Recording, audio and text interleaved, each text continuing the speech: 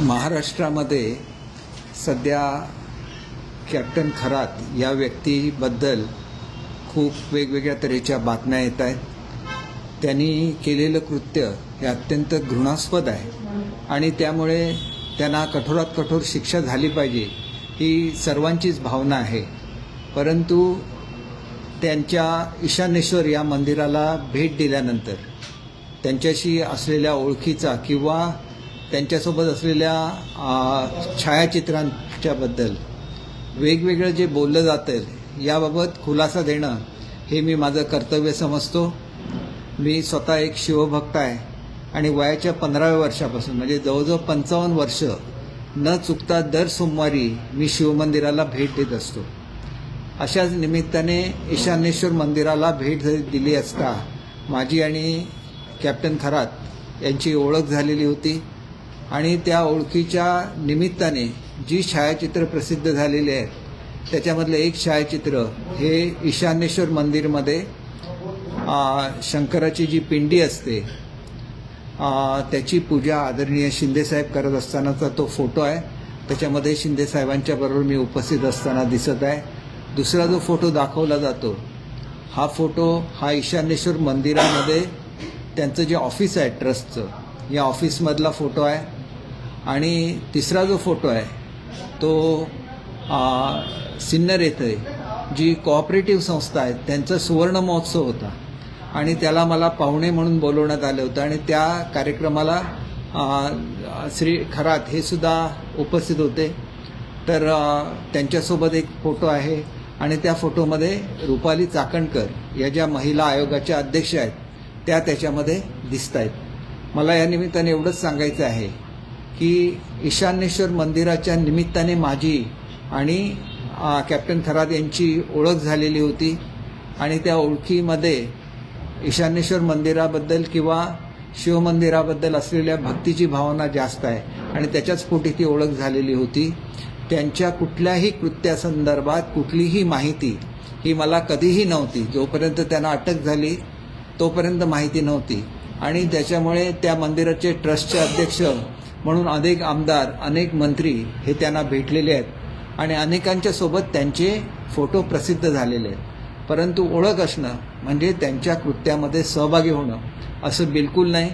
कुठल्याही पोलीस स्टेशनला त्यांना वाचवण्यासाठी मी कधीही फोन केलेला नाही किंवा कुठल्याही महिलेची त्यांच्याशी मी ओळख करून दिलेली नाही आणि महिलांच्या संदर्भात एवढं घृणास्पद कृत्य त्यांनी कधी केलेलं असेल याची कोणतीही माहिती मला नाही आणि त्याच्यामुळे या प्रकरणाशी माझा संबंध जोडण्याचा प्रयत्न केला जातो. हा राजकीय द्वेषापोटी केला जातो आणि याच्यामध्ये विशेषतः उभाटाचे जे नेते आहेत हे आघाडीवर दिसतात. त्याच्यामध्ये संजय राऊत आहेत किंवा त्यांच्या महिला अध्यक्ष आहेत. तर त्यांचं हे करण्याचं कारण हे एकमेव कारण म्हणजे ज्यावेळेला शिवसेनेमध्ये संघर्ष घडला आणि ज्या वेळेला उभाटाच्या वतीने महाराष्ट्र पेटवण्यासाठी जागोजागी दंगली घडवून आणण्याचा प्रयत्न केला गेला त्याच्यामध्ये मी ज्या प्रकारे आदरणीय एकनाथ शिंदेसाहेबांची बाजू ही महाराष्ट्रासमोर आणली त्याच्यामुळे त्यांचा हा प्रयत्न असफल झाला. महाराष्ट्राची जनता ही शिवसेनेबरोबर राहिली आणि मुख्य प्रवक्ता म्हणून मी जी केलेली कामगिरी होती त्याच्यामुळे जे लोक अशा तऱ्हेचा असंतोष महाराष्ट्रामध्ये घडून आणू पाहत होते त्याच्यामध्ये विशेषतः संजय राऊत होते आणि त्याच्यामुळे त्यांचा हा कट यशस्वी होऊ शकला नाही आणि या रागापोटी ते वेगवेगळी विधानं माझ्याबद्दल करत आहेत. कोणताही संशय जनतेमध्ये नसावा म्हणून मुद्दाम ही प्रेस कॉन्फरन्स घेत आहे. मी मध्यंतरी बाहेरगावी होतो, दुसऱ्या राज्यामध्ये होतो, त्याच्यामुळे प्रेस घेऊ शकलो नाही. परंतु मी अतिशय निर्विवादपणे सांगतो की याच्यामधल्या कुठल्याही गोष्टीचा माझा काडीमात्रही संबंध नाही. या झालेली घटना ही अत्यंत घृणास्पद आहे, त्याचा मी निषेध करतो आणि ह्या संबंधित व्यक्तीला जास्तीत जास्त कडक शिक्षा व्हावी अशी माझी ठाम भूमिका आहे.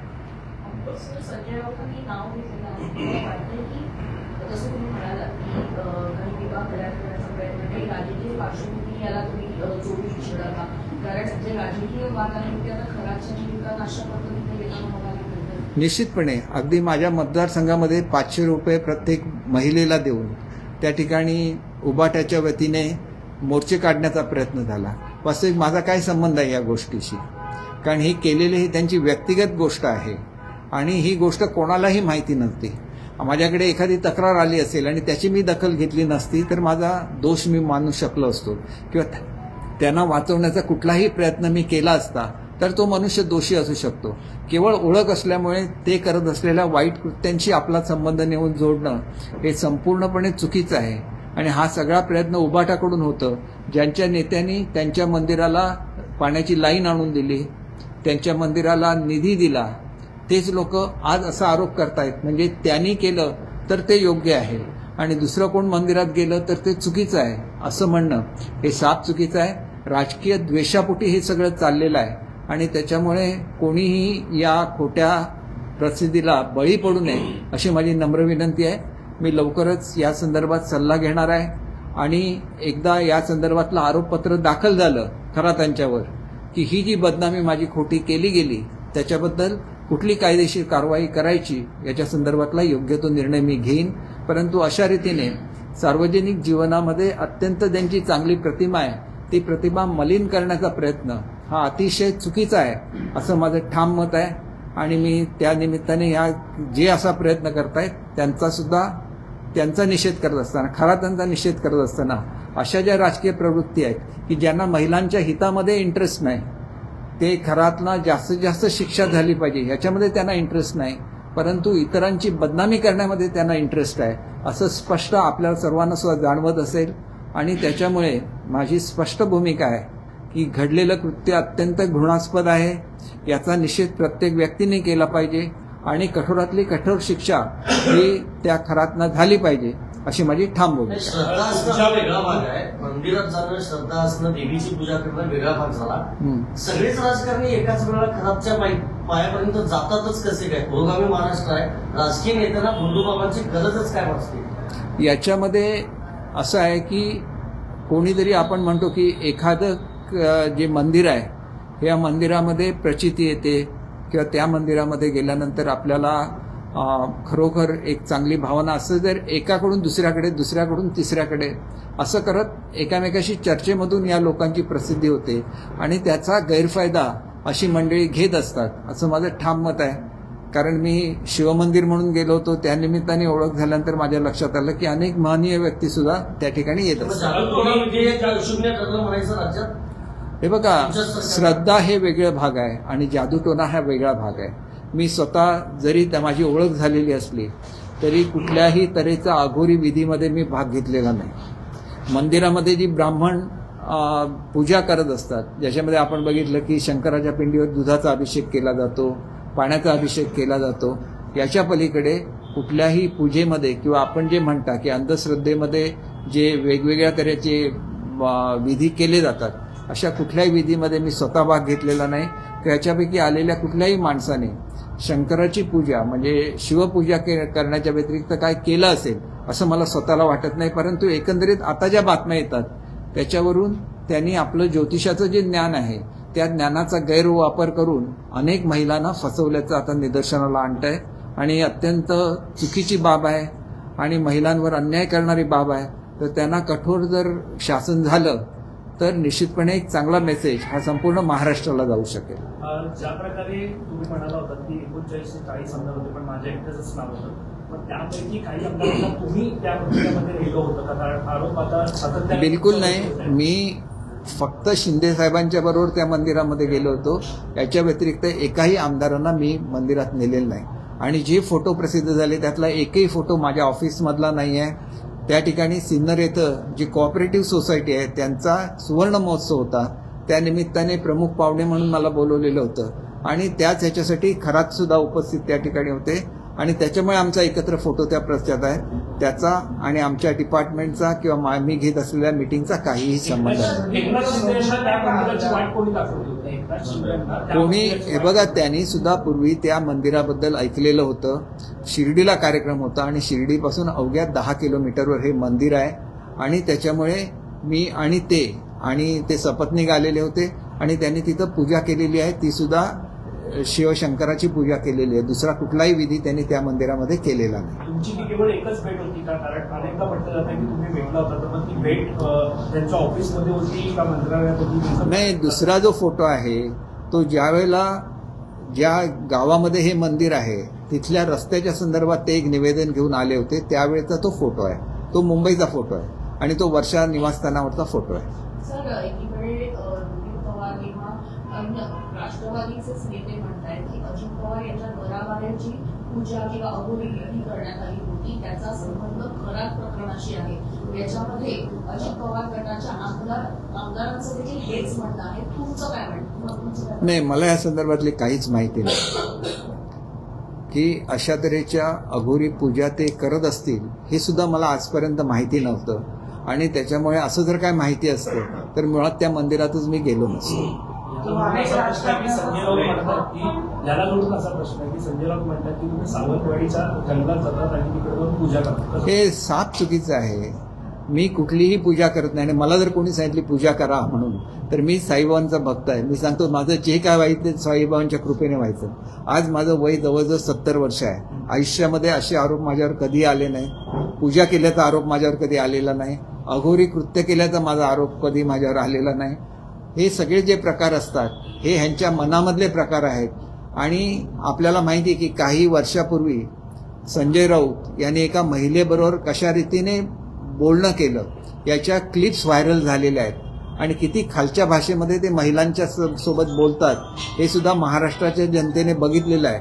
आमच्यासारखी लोक जी महिलांचा आदर करतात, त्यांच्यासाठी नेहमी लढा द्यायला पुढे असतात, त्यांच्याबाबत असं काही बोलणं हे साफ चुकीचं आहे असं मला वाटतं. तो अनेक राजकारण्यांना संदेश द्यायचा, कॉलवरती त्यांना भेटायला या म्हणायचा. त्याच्यानंतर अनेकदा तो असं देखील म्हणायचा की मंदिरात या, तुमच्यामध्ये काही दोष असेल तर तो देखील काढू. कधी तुम्हाला त्याने असे फोन केले किंवा कधी तुम्हाला या गोष्टीचा संशयच नाही आला की हा व्यक्ती असा असेल? मी आपल्याला सांगितलं की माझा दिवस हा साईबाबांच्या काकड आरतीने सुरू होतो आणि शेजारतीने माझा दिवस संपतो. रोज दिवसातला 1 तास हा मी अर्थात काही कामाचा वेळ फुकट घालवत नाही. पहाटे 6 वाजता माझी पहिली काकड आरती होते आणि रात्री 10:30 वाजता शेजारती होते. मी साईबाबांचा भक्त आहे आणि त्याच्यामुळे अशा तऱ्हेच्या कुठल्याही विधीमध्ये मी स्वतः विश्वास ठेवत नाही. तुमची श्रद्धा ही सगळ्यात मोठी असते आणि श्रद्धा तुम्हाला अनेक वाईट प्रसंगांमधून बाहेर काढते. त्याच्यामुळे हे जे काय राजकीय षडयंत्र संजय राऊत आणि त्यांच्या कंपनीने केलेलं आहे हे कुठल्याही परिस्थितीमध्ये यशस्वी होणार नाही याची मला 100% खात्री आहे. तुमच्या घरी काय अशी पूजा वगैरे झाली? माझ्या घरामध्ये आजपर्यंत कधीही पूजा झालेली नाही आहे. माझ्या घरामध्ये फक्त स्वामी समर्थांच्या पादुका येतात, त्याची पूजा होते. किंवा ज्यावेळेला गुरुपौर्णिमा असते त्या दिवशी साईबाबांच्या पादुका माझ्या घरी येतात, त्यांची फक्त आम्ही पूजा करतो. याच्या व्यतिरिक्त कुठलीही पूजा ही माझ्या घरी कधीही होत नाही. असं मला नेमकं आठवणार नाही, परंतु मी शिर्डीचा भक्त असल्यामुळे पूर्वीच्या काळामध्ये सिन्नरवरून शिर्डीला जायला लागायचं. त्यावेळेला ईशानेश्वर मंदिरमध्ये जाणं व्हायचं. आता समृद्धी महामार्ग झाल्यानंतर किमान वर्षभर तरी तिथं मी गेलो नसावं असं मला वाटतं. तुम्ही ज्या प्रकारे म्हणाल की महाविकास आघाडी सरकारच्या काळामध्ये पाण्याची पाईपलाईन सुद्धा मंदिराला गेली, मात्र फडणवीसांचं सरकार असताना जवळपास 1.5 कोटींची तरतूद जी आहे ती त्या मंदिरासाठी झाली होती. विविध संस्था कार्यक्रम त्यांच्या माध्यमातून होणार. हे बघा, कुठल्याही मंदिराला, महाराष्ट्रामधल्या अनेक मंदिरांना सरकारच्या मार्फत मदत केली जाते. जोपर्यंत यांचं हे प्रकरण समोर आलं नाही त्यावेळेला इतर मंदिरांपर्यंत प्रमाणित एक पवित्र मंदिर म्हणून त्या मंदिराकडे बघितलं जात असतं.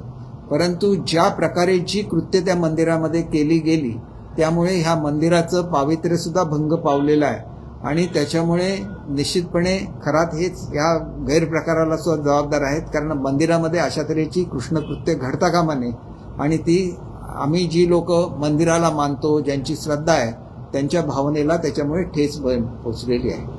सर, याच प्रकरणामुळे रुपाली चांदोरकर यांना राज्य महिला आयोग आणि प्रदेशाध्यक्ष पदावरून राजीनामा द्यावा लागला. तुम्हाला वाटतं ही कारवाई योग्य झालेली आहे?